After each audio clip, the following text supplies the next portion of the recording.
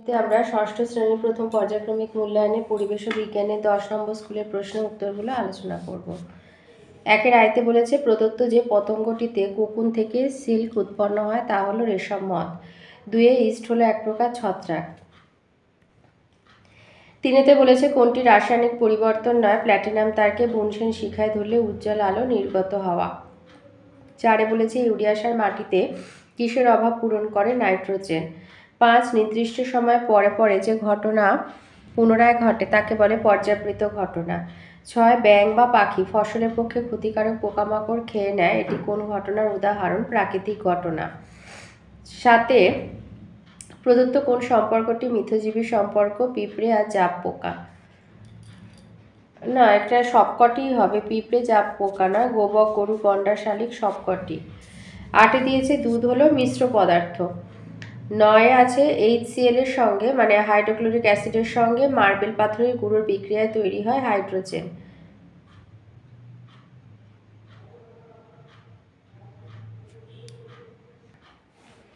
HCl এর সঙ্গে marble পাথরের গুঁড়োর বিক্রিয়ায় তৈরি হবে CO2। 10 দিয়েছে একটি বর্ণহীন গ্যাস যা জ্বলতে সাহায্য করে না এবং শ্বাসকার্যেও সাহায্য করে না, সেটি হচ্ছে হাইড্রোজেন।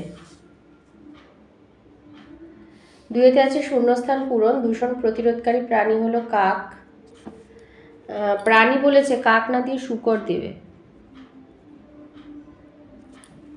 2 বলেছে ব্যাঙাচি থেকে ব্যাঙ হওয়া যে ধরনের ঘটনা সেটি হচ্ছে প্রাকৃতিক ঘটনা। আর মন্থরও দিতে পারো, মন্থর ঘটনা। 3 দিয়েছে গাছেরা খাবার তৈরির সময় oxygen carbon die oxide gas বাতাস থেকে গ্রহণ করে।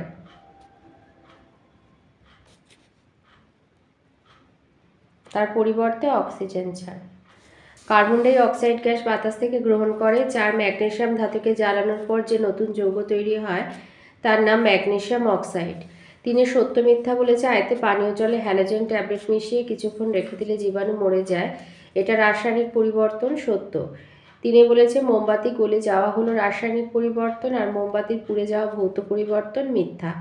3 পরাগ মিলনের সময় গাছেরা বিভিন্ন প্রাণীর উপরে নির্ভর করে, সত্য। 4 আছে স্তম্ভ মেলানো। আয়তে আছে স্বর্ণলতা হবে পরজীবী। 2 যক্ষার জীবাণু ফুসফুস হাড় আর 3 রেশম মথ হবে সিল্ক। 5 আছে 5 আয়তে বলেছে ভূমিকম্প প্রবণ অঞ্চলে মানুষ কি দিয়ে বাড়ি তৈরি করে, ভূমিকম্প প্রবণ অঞ্চলে মানুষ কাঠের বাড়ি তৈরি করে। 2 বলেছে আমাশয়ের জীবাণু কোথায় বাসা বাঁধে, অন্ত্রে। 3 কড মাছের যকৃতের তেলে কোন ভিটামিন পাওয়া যায়, ভিটামিন ডি। 4 বলেছে অনভিপ্রেত ঘটনার উদাহরণ দাও, সুনামি। ভূমিকম্প লিখতে পারো বা বন্যা। 5 একটি উজ্জ্বল অধাতুর নাম হলো হিরে। 6 দিয়েছে ধাতু এবং অধাতুর মধ্যে পার্থক্য লেখো।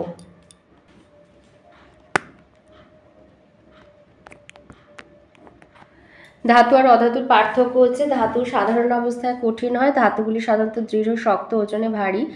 ধাতু সাধারণভাবে তাপ আর তড়িতে সুপরিবাহী। ধাতুর ধাতব ঔজ্জ্বল্য আছে। ধাতুর গলনাঙ্ক স্ফুটনাঙ্ক বেশি হয়। ধাতু সাধারণভাবে প্রসারণশীল, একে গরম করে পিটিয়ে সহজে পাতে পরিণত করা যায়, আঘাত করলে ধাতব শব্দ উৎপন্ন হয়। সাধারণত ক্ষারকীয় অক্সাইড উৎপন্ন করে। ধাতুরা সাধারণত ধনাত্মক তড়িৎধর্মী। ধাতুরা সাধারণত এক পরমাণুক হয়। অধাতুরা সাধারণ অবস্থায় তরল বা গ্যাসীয় হয়। আয়োডিন ব্যতিক্রম হচ্ছে আয়োডিন কঠিন অধাতু। অধাতুগুলি ভঙ্গুর, হালকা নমনীয় হয়।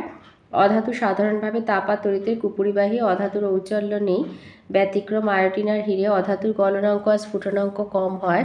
অধাতু প্রসারণশীল নয়, একে পিটিয়ে পাতে পরিণত করা যায় না, আঘাত করলে ধাতব শব্দ উৎপন্ন হয় না। সাধারণত আম্লিক অক্সাইড উৎপন্ন করে। অধাতুরা সাধারণত ঋণাত্মক তড়িৎধর্মী হয়। অধাতুগুলি দ্বিপরিমাণুক, ত্রিপরমাণুক বা বহু পরমাণুক হয়।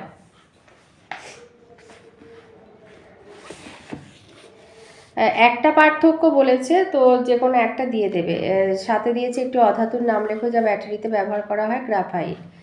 6 দাগে আসি। 6 আয়তে দিয়েছে প্রাণীরা খাদ্যের জন্য কিভাবে গাছের ওপরে নির্ভর করে।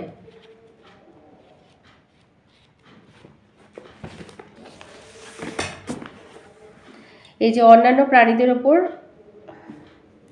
বলেছে প্রাণীরা খাদ্যের জন্য কিভাবে গাছের ওপর নির্ভর। এটা দিয়েছে প্রাণীরা খাদ্যের জন্য কিভাবে গাছের ওপরে নির্ভর করে। তো এক হচ্ছে ধান থেকে খাদ্য হিসাবে চাল, মুড়ি, চিড়ে, ভাত, খই পাওয়া যায়। 2 আটা, ময়দা, সুজি ইত্যাদি গম গাছের ওপরে নির্ভর করতে হয়। মটর, মসুর ইত্যাদি গাছের দানা শস্য ডাল রূপে গ্রহণ করা হয়।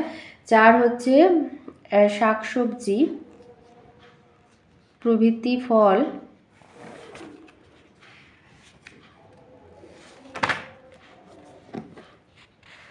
এটা মানুষ বলেছে, আর এখানে বলেছে প্রাণীরা।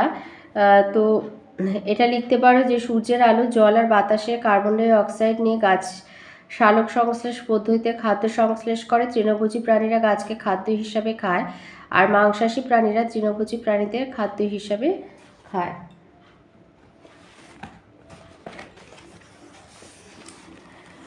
দুইতে দিয়েছে রেল লাইনে 2টি জোড়ের মুখে ফাঁক রাখা হয় কেন।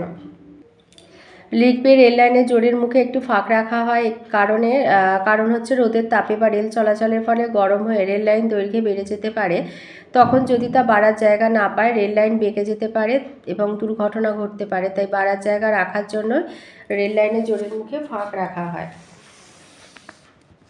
3 দিয়েছে 2টি রাসায়নিক সার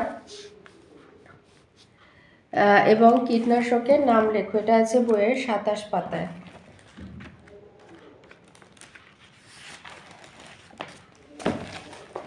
দুটো রাসায়নিক সার হচ্ছে ইউরিয়া, ডাই অ্যামোনিয়াম ফসফেট, আর দুটো কীটনাশক কার্বারিল আর ম্যালাথিয়ন। থায়ন লিখেছে, ম্যালাথিয়ন হবে এটা।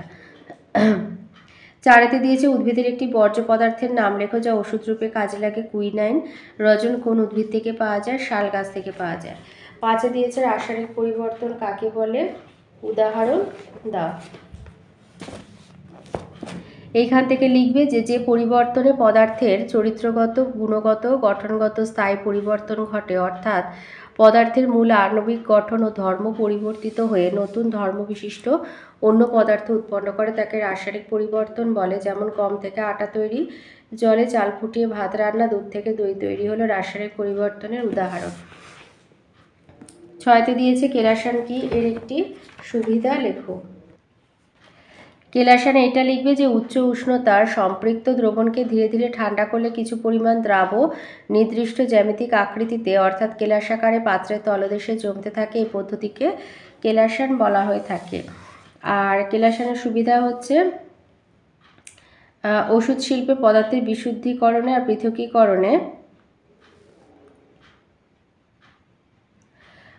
লিখবে যে সুবিধা হচ্ছে যে কঠিন দ্রাব বিশুদ্ধ অবস্থায় ফিরে পাওয়া যায়। কেলাসান পদ্ধতিতে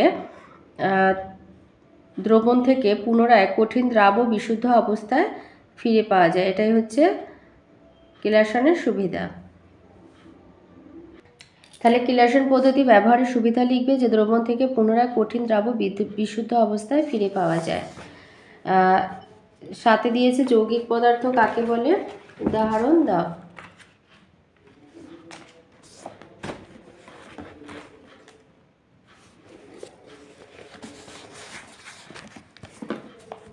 লিখবে যে 2 বা ততোধিক মৌল নির্দিষ্ট ওজন অনুপাতে পরস্পর রাসায়নিক বিক্রিয়া করে যুক্ত হয়ে যে ভিন্ন ধর্মের পদার্থ উৎপন্ন করে তাকে যৌগিক পদার্থ বলে। যেমন জল, কার্বন ডাই অক্সাইড ইত্যাদি।